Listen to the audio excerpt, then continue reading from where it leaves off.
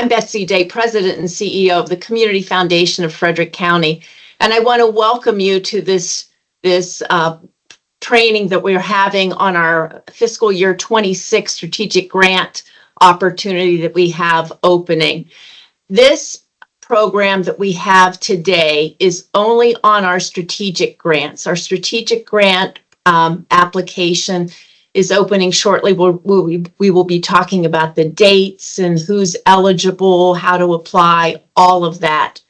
And then we will be having another training on our impact grants at a later date. Those of you who are familiar with our programs know that we have strategic grants followed by very closely by an application for impact grants, and we'll explain the difference shortly here. So moving on. This presentation is being recorded. A copy of the slides and the recording will be made available on our website, and you can see where you can catch this. Questions are encouraged. Please raise your hand. I will be monitoring that, and my colleagues here, who are Zach, Lena, and Mandy, will be monitoring the hand raising as well. We also have with us Abby Ricketts, who's one of our trustees, as well as our grants committee chair, is with us today as well. And between our team here, we will be addressing your questions, talking about the process, talking about what the committee is looking for, and talking about who's eligible, and talking about how to log on to the online grant system, hopefully answering your questions as we go along. So as we talk about what we want, talk about today's program, I also want to reinforce what is the Community Foundation and where does our money come from? There seems to be this big mystique that we have a money tree in our backyard. We just shake this money tree and all the money comes down. And I want to make sure that that's not really how it all happens. Abby's going to be talking about the committee's perspective, and then Zach's going to be talking about the technical aspects of things. So first of all, what is the Community Foundation? And I never assume that everybody knows what is the Community Foundation of Frederick County. Even though we've been around since 1986, every now and then people say to me, I know I've heard of that, but I'm still not sure what it is. When I started with the Community Foundation 30 years ago, we would get a phone call every now and then saying, I'm building a garage in my backyard. Can you come dig our foundation? We don't dig foundations. We are a charitable foundation. Just like the Bill Gates Foundation or the Carnegie or Rockefeller Foundation, we are a charitable foundation. And we are a 501c3, just like all of you. We raise money in the community, individuals, families, other nonprofits, businesses. They place their charitable dollars into endowment funds. These endowment funds, these charitable funds, then award grants and scholarships according to the criteria that's established by those donors. And they do this because this is their legacy. They want to give back. Oftentimes these funds are done or created in memory or in honor of someone. And sometimes plain and simple, they do it for the tax deduction. But always their intention is to create something positive and something lasting in Frederick County. And I keep emphasizing the Frederick County because we are intensely focused on Frederick County, Maryland. As we talk about our grant program, please note that the grant program has got to benefit Frederick County residents. If you are a statewide organization providing statewide benefits, that's great. We applaud you. But if your grant application is something that's for a statewide initiative, we really are not interested in funding it in this program that we're going to be talking about today. So one of our missions and one of our focal points and one of our activities is to assess what's going on in the community. And periodically we do needs assessments. We did our very first one back in 2011. We've updated it periodically ever since. Back in 2018-19, we did a needs assessment. And at that time, we determined that the most pressing needs were addressing the needs of families with children, addressing the aging population, and addressing substance use disorder. And we thought that that needs assessment, that study of the community, was going to last us 7 to 10 years, because usually those needs assessments do. Well, what happened? COVID happened. So we updated the needs assessment in 2022, and our evaluators discovered that those needs that are right here in the center of this circle here continued to be the most pressing needs in the community. However, there were 3 cross-cutting issues that were prominent within each of these areas. And the first one was affordable housing, mental health, and disparities in service delivery. So as our strategic initiatives and where we are placing our funding and our discretionary funding, this is in the strategic grant application. This is the application we're talking about right now. These are our priority areas for funding. This is the application that's being live right now. We're addressing families with children, aging population, substance use disorder, and we're giving special consideration to applications that also cover affordable housing, mental health, and disparities in service delivery. So specifically with supporting families with children, those that fall within the ALICE threshold or fall within the ALICE category, and those that expand opportunities, and those that build on the assets within families with children and help them be the best that they can be. Preparing for an aging population, we know that right now we have more individuals that are classified as seniors than we have students in Frederick County Public Schools. And we need to not just prepare, we have the silver tsunami happening right now here in Frederick County.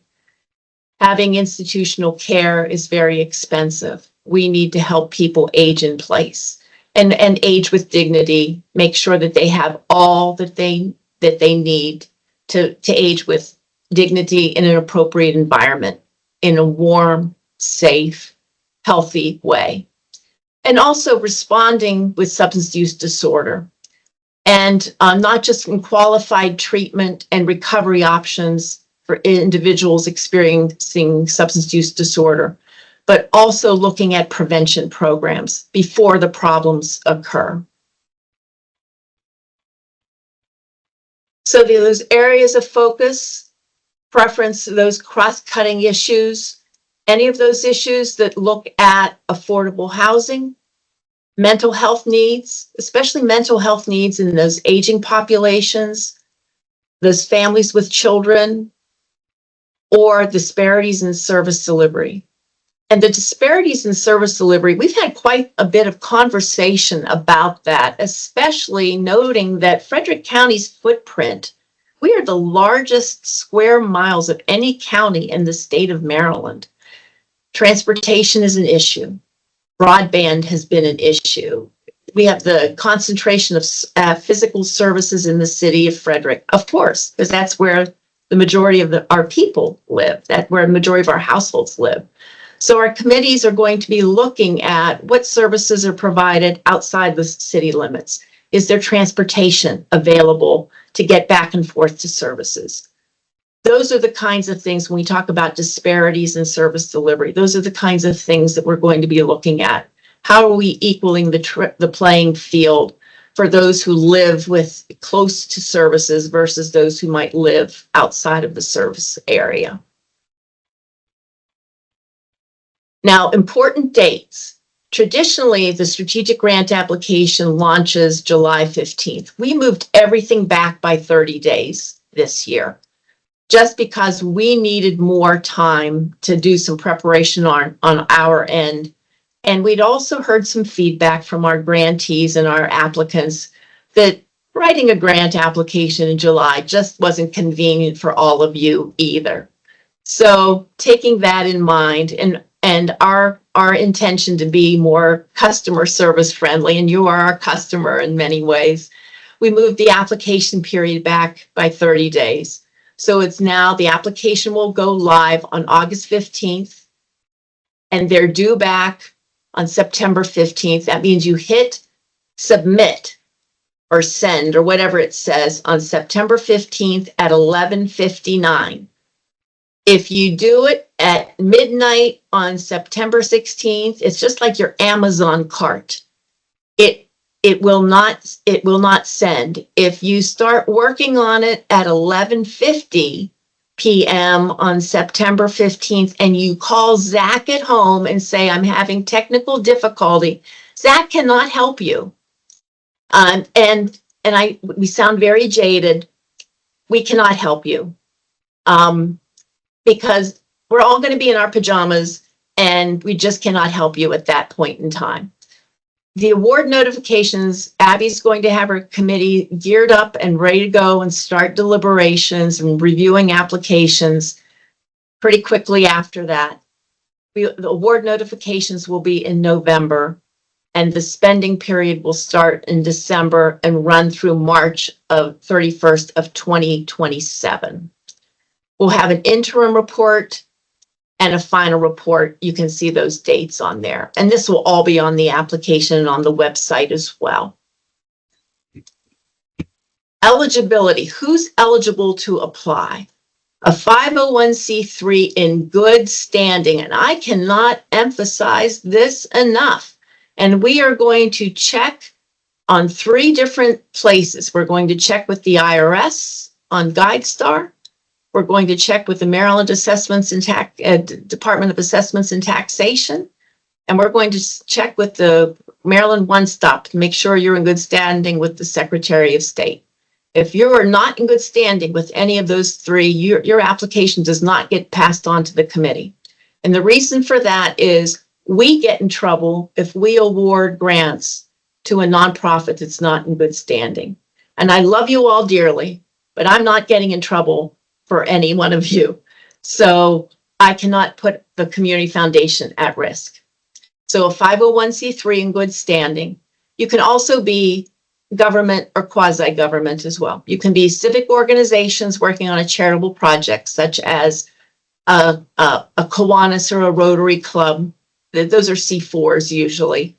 You can be a religious organization, such as a faith-based organization working on a non-sectarian project. Or you can be quasi-government or government entities, an agency or department within, working on a project not funded by tax dollars. We don't want to supplant something that's traditionally funded by tax dollars. So I talked before about the due diligence that we're going to do. And believe me, you would be surprised how many times we do not send checks out because of nonprofits not being in good standing. And it's so frustrating on our end because there are so many programs out there that we are so interested in funding. But if you're not in good standing, we're not going to send that check. So now that's who's eligible. Those are the dates. That's the overview of where the money comes from. I'd like to introduce to you Abby Ricketts. How do I stop the control? There you go. So Abby is our grants committee chair extraordinaire and very dedicated volunteer, takes the job seriously, and her leadership is outstanding. And Abby, we appreciate you and thank you for sharing the committee's perspective. And you're on mute. There we go. Well, thank you for that, and welcome to everyone here. I've been reviewing grants for a number of years now with the Community Foundation. I'm currently the chairman of the committee. So, over the years, we've learned a lot, and some of our other grant committees members have been here for a while as well. What we do is after your grant applications come in, then they go through a process with the staff, a vetting process of more or less checking your good standing and your IRS standings and those sorts of things. So when we get them, we're assured that you're legitimate for us to review your application. So then we're assigned applications. Each grant committee member can select which of those 3 strategic areas they would like to work in. Oh, thank you. So usually someone will select a category that they have a special interest in, or they're more knowledgeable in, or have work experience in, or something like that. The largest group is our families with children. So the largest number of grants received, usually it goes in that category. So we have quite a few volunteers in that one, myself included. So our process, so we're assigned to grant applications, and we get a reasonable amount of time to review them, definitely an adequate amount of time to review each grant application that we're assigned. The number of applications often exceeds available funding, real often. So we really must prioritize them. Sometimes it's difficult. We get a lot of really good applications, but we have to pick someone. So we usually prioritize based on the alignment with the grant criteria and the needs of the community. We always begin with a positive lens when we're looking at your applications. Like I open mine up, and I know the others do as well. We think, we really want to fund this group. They're asking us for help. We really would like to fund their project. So unless we find, a reason to deny, and that could be not enough funding, but it could be other reasons in your application as well, we start out with a positive lens.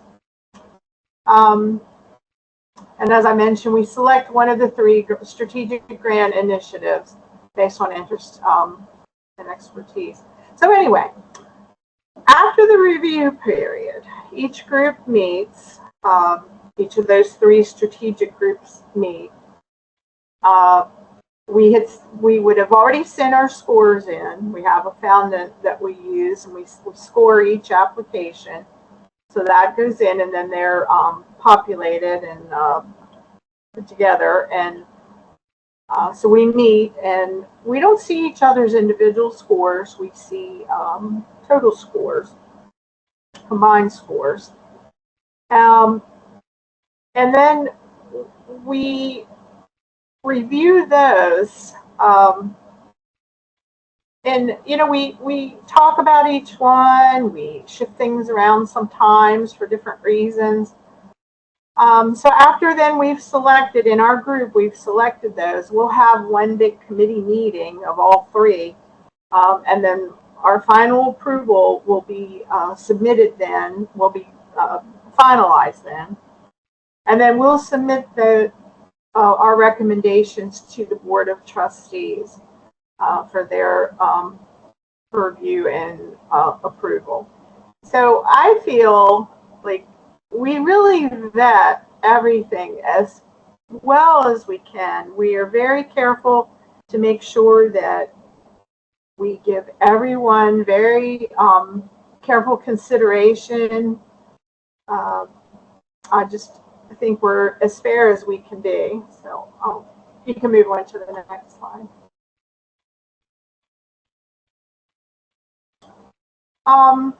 So some things that we're looking for. Here's 3 key things that we look for. Project clarity, that you have clear goals, activities, the outcomes of your projects, and your community impact.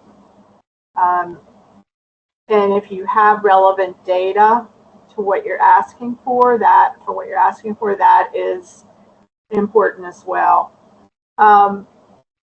Like, don't tell us that many people do this or many people need that sort of thing. We like to have something that we know you've looked into this and you found some supporting data for your project if you can.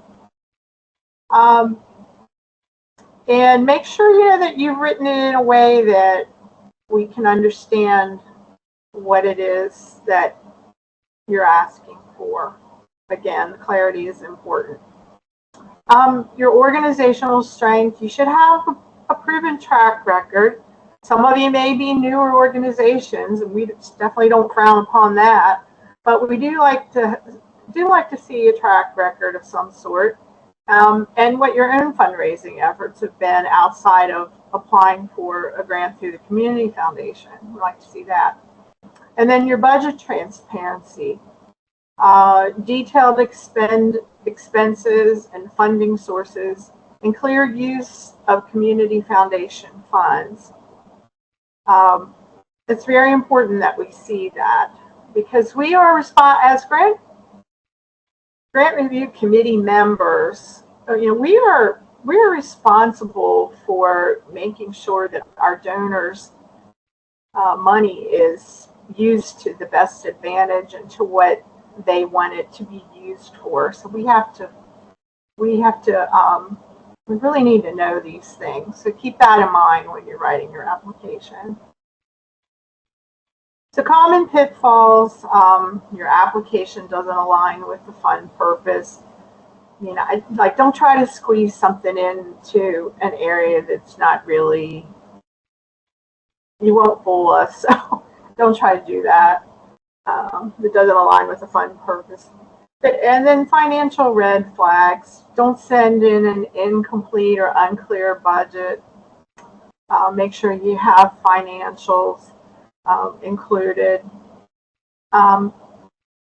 Unclear writing. Don't let it be jargon heavy or use vague language. Again, just be clear and to the point. And we don't care if you have a professional grant writer or you're writing your grant yourself. We're experienced in discerning those, so we don't grade you on that. Don't score you on that. So I think was there one more slide?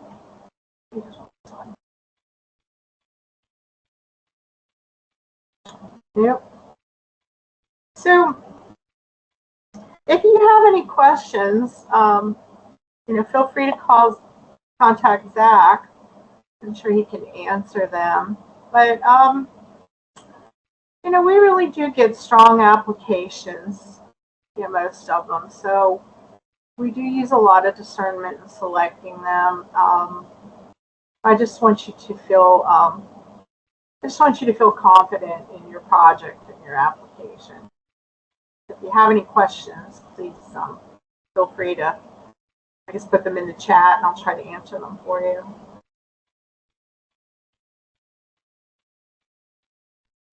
Thank you, Abby. It's always nice working with Abby, especially and our whole committee. Their knowledge is just so valuable, and every time they read an application, they'll have feedback to me and they ask questions that I wish I could go back and ask every single grantee or person who applies, because they're such thoughtful questions. So their perspective is just so valuable when thinking about how to apply for a grant. There's one more thing I'll throw in there that's not on the slide, but when you're listing your board of directors, to me this is important. It might not be to others, but to me it is. It states clearly to list their name and their address. So I don't like to see myself a list of names and I don't have any idea who they are or where they're from. So please follow the directions on the grant application and make sure that you follow that. Make me happy.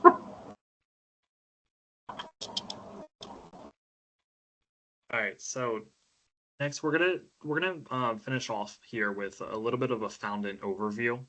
We're gonna go into talking about how to either create an account, or if you already have, if your organization has an account, what to do if you want to be added into your organization.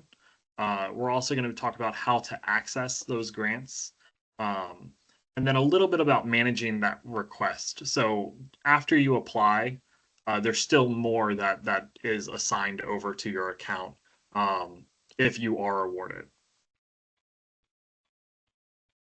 So I'm going to try this. I'm going to try this video. It's very helpful. It's just a basic overview of the new dashboard and a tutorial. However, if the sound doesn't come through, just let me know and I will actually I'll share the screen and go through it for you. Applicant tutorial video for Grant Lifecycle Manager.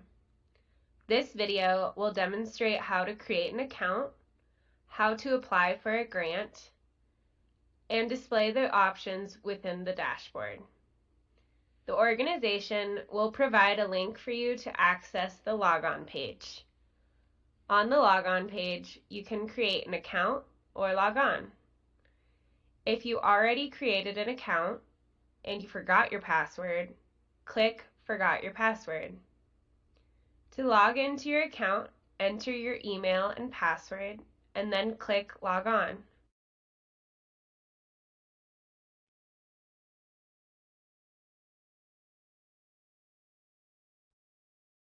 If someone else from your organization has created an account for this site, but you have not created your own account yet, reach out to the site's administrator.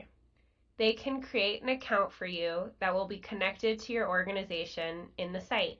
To create an account, click Create New Account. You will be asked to complete registration information for yourself and your organization. After filling out all the information, click Create. That I really want to get across there is if your organization already has an account, please let us know, because what we often see is we'll see 3 or 4 organizations.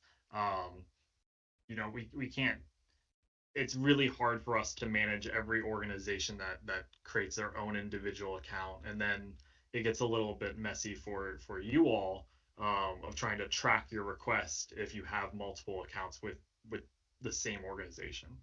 um,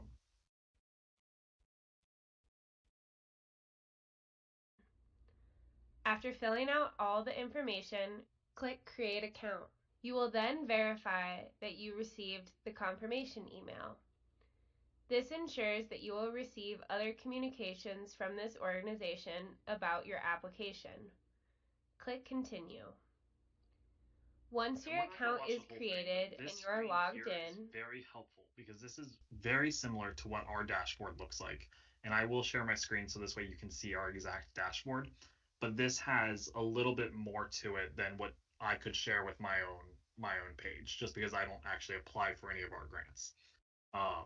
So in this new dashboard, you'll see a couple different sections for it. You're going to see where it says action needed, no action, and then historical. It's very, very easy to track those 3 options. Historical is if you want to reference an old grant that you've submitted. If your grant is done and you have nothing else to do at the moment, that's where it'll fall into the no action category. And then for action needed, that's if you're awarded and you have more follow-ups, or if you've started an application and you haven't finished it, it will stay in the action needed section. And then you'll see at the very top, it'll say organization history. And for that, you can actually click on that to access a little bit more about your organization and all the information that's involved in it. So again, we're not going to watch the whole video because it is pretty long, but we will send it out so this way you have access to it and can watch it on your own time. So how do you get to our page? It's very simple. You go to our frederickcountygives.org address, and then you'll click on that. You can do 2 things. You can either hit where it says apply and go to grants, or you can click log in at the very top in that blue button and go to the grant application portal. That's where you'll see that login or create an account screen. And then it'll bring you to that new dashboard, just like I was talking about. So this is how our dashboard looks. And again, that's my view of a dashboard, but I don't really have any information in it because, again, I don't apply for any of the grants. What's really helpful is that they make it very easy for you to track all of your follow-ups now. You'll see it in the left-hand side. It'll say what your follow-ups are and the due dates that are involved in it. Right under where it says assigned to you. It'll have a whole list of different follow-ups and timelines and due dates for you to be able to track. If you see something that's overdue, please don't just ignore it. Just give us a call. If you give me a call, I can help you. I can either help change the due date on it if it's something simple, or I can work with our team to figure out what the best next step is. So again, you want to make sure you are checking your account and see if there's outstanding reports. You can easily send us a quick email. I'll make sure that you all have my email. But we want to assist you into making sure that your page is correct. So this way you can submit all of the documents to us. Check your organization page. If you're the primary contact for your organization page, please make sure that the contacts in it make sense, that they're still working for your organization, that there's no one in your contact list that's no longer with you all, or if you have a grant writer, please contact us and let us know that that person's writing grants for you so we can add them to your organization page, so this way they can actually do that. You also want to make sure to follow up. We have final reports where you can add a section to submit photos, but that's due a year down the road. If you receive your grant and you're able to use it very quickly, please just send us some photos. We have our grantee toolkit. We want to see the work that you all do. It's so refreshing when I can see that the impact that you all put into the community. So a couple things: that communication is sent via email. You want to make sure that you update your organizational profile and contact information in Foundant. The first step when I try to contact an organization is I almost always go to Foundant and look at your contact information there and reach out via that. And if that doesn't work, then I have to scramble around. I have to Google 600 things and try to find the right contact information for you. So please just make sure that that's correct and everything makes sense on there. If you have a safe sender list and you're concerned about receiving emails from us through Foundant, please just add that administrator@grantinterface.com email address. So this way you actually receive emails that come through Foundant, because it won't come from z.bolton@frederickcountygives.org. It'll come through that email address instead. Abby touched on this. When we create applications, we have to set character limits, and it's really difficult for us to set the right amount. We could have 500 character limits or 1,000, but if you see it has 500 character limits, just try to be very concise with it. I can't open it up and change that amount during the application, because I have to change it for everyone if I'm changing it for one. And also update when you're going through the application, update or claim candidate's GuideStar profile, because that will help you. We ask questions on our application that are budget and organization specific. And if you claim your profile in GuideStar, it can actually import into Foundant. So this way you don't have to manually type what your organizational information is. It'll come straight from the 990s that you put on GuideStar, or that GuideStar has. So now that's the basic overview of Foundant. There's always going to be questions when you log in. How do you maybe become the primary contact, or if you can't see anything, it might just be because we're missing a button on there that says see organization history. There's so many small things that come up, but just make sure Mandy put my email in the chat. Make sure to just contact my email if you do have any of those questions, because I'm sure as you log in and you're on Foundant, you will have some. And as like Betsy said, email me, the day of, or not at 11:50 at night. I won't see your email at 11:50. I might, but I won't be able to respond to everyone at 11:50. Just try to email us during the day, and I could probably get your problem solved pretty quickly. So from here, I want to open it up to any questions that you might have about our strategic application or just our strategic cycle in general.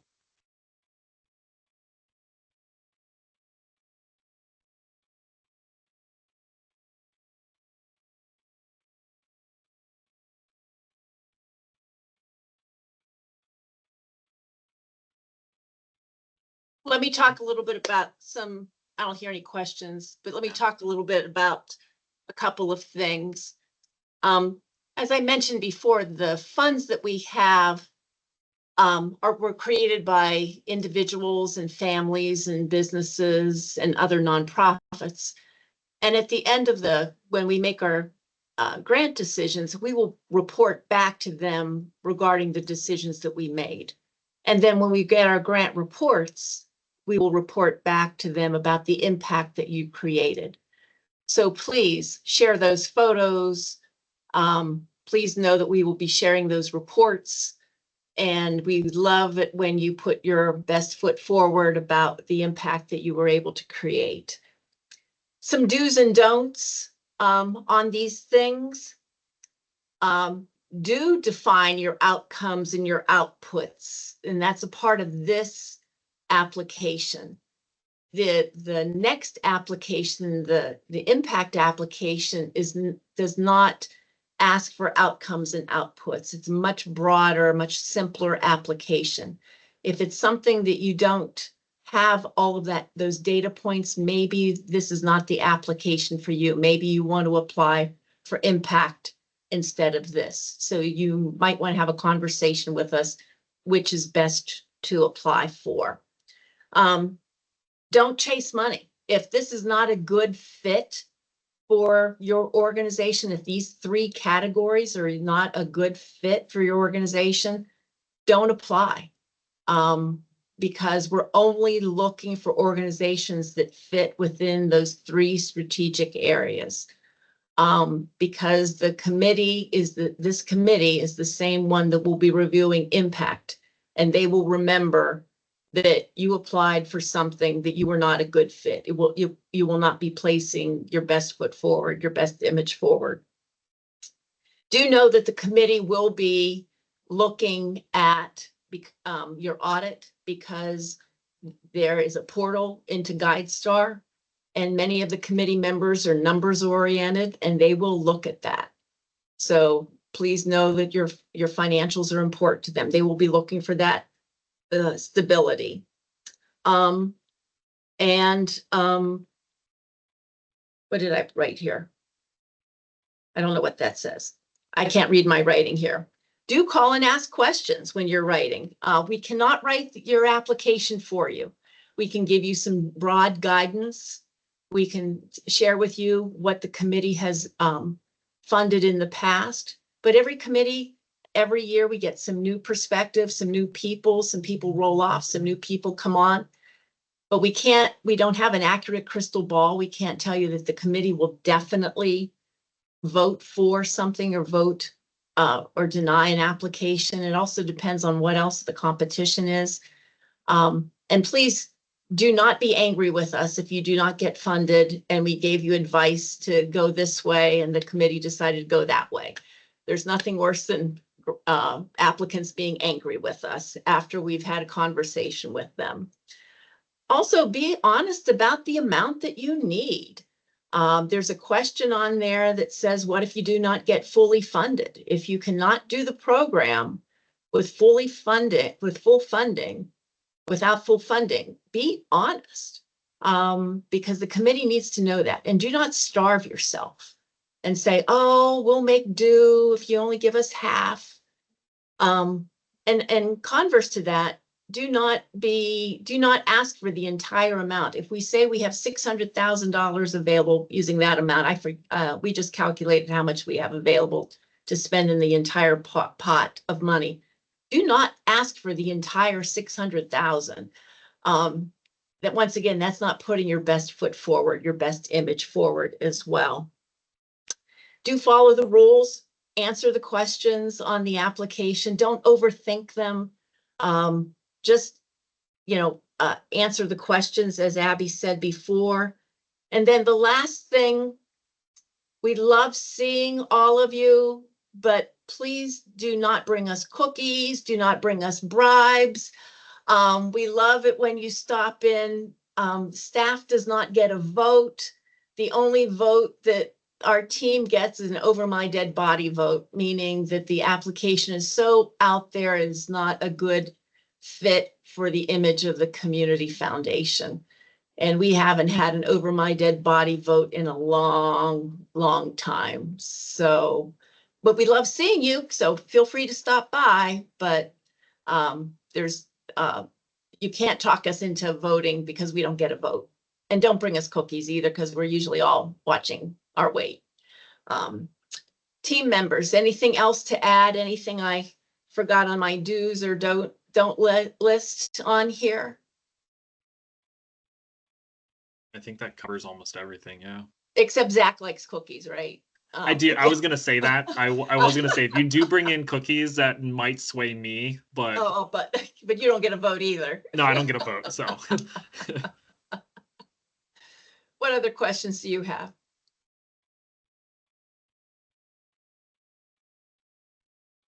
Well, if you're anything like me, okay. This is Lakshmi from Avni. We thank you to Community Foundation for Impact Grant last year. And we applied for Strategic that time and did not get anything. So I keep looking at the assessment report, which is like from 2018, right? Where the priorities are aging population, children with families, and substance use disorder thing. So are there any changes or still the focus is the same? That's my first question. Sorry, I joined a little late because of my work meeting. So we updated it in 2022. I'm going back here. No, I said that. Yeah, okay. In 2022, the evaluators said that they were still the same. Still the utmost priorities in the community, but there were 3 cross-cutting areas that had emerged, which were affordable housing, mental health, and disparities in service delivery. Okay. So while these 3 areas still bubbled to the top, these cross-cutting areas were definitely of areas of concern in our community. We have started talking with other funders and other community leaders about doing another assessment beginning in the spring, because with the changes at the federal level that then trickle down to the state, things are going to change again in the next 12 months. Mm-hmm. So we might be updating this again. The problem, though, with data collection is it lags. So even though we're going to feel it, the data is not going to be available probably for another 12 months after that. So it will be tricky to figure out when is the optimal time to do the assessment. So that's the conversations we will be having, but that's a great question. Thank you. No, thank you. So my second question is, maybe I need to schedule a separate appointment, but I wanted to give a feedback from being a nonprofit organization, and we heavily depend on grants, and which we are getting less and less now. So and even donations also, we're not getting any more at fundraisers that much. So sometimes just to sustain, I'm putting in my own pocket money. One of the programs is the STEM program for children that I passionately have been working from last 7-8 years. And not even once I have received any funding from Frederick County all kinds of grants, especially community foundation. I'm just curious, like, why is that not promoted? Because there is so much we can do. Like, we combine the substance use related education, hands-on kind of projects for children at a younger age. Like, there's so many things we can do, but that is never picked up as a priority. And I'm just wondering, like, what do we do to continue this program and reach out to more and more children? I think we need to have a conversation outside of Okay. this. Okay, thank you. That's what I thought, but I said, let me just see if this is something worth discussing. Okay. So I can reach out to your team, right, for an appointment? You should call me. You should call me. Okay, I'll do. Yes, Yeah. thank you. Thank Thank you. you. I'd welcome that opportunity. Thank you. And that's all. I had no more questions. Thank you. Yeah. And the best place is to email me, and here. Yeah. It's president at, and then it's Frederick County Gives. See how it is at the bottom here? Yes. Okay. President at Yeah. frederickcountygives.org. There you Yes. go. Make note of that. Yeah. Yeah. Thank you. There you go. Okay. What other questions do you have? Abby, anything to add? Zach, Lena, Abby, Mandy? Just, I wish everyone the best of luck, and just keep our instructions in mind while you're writing your grant applications. We look forward to seeing them.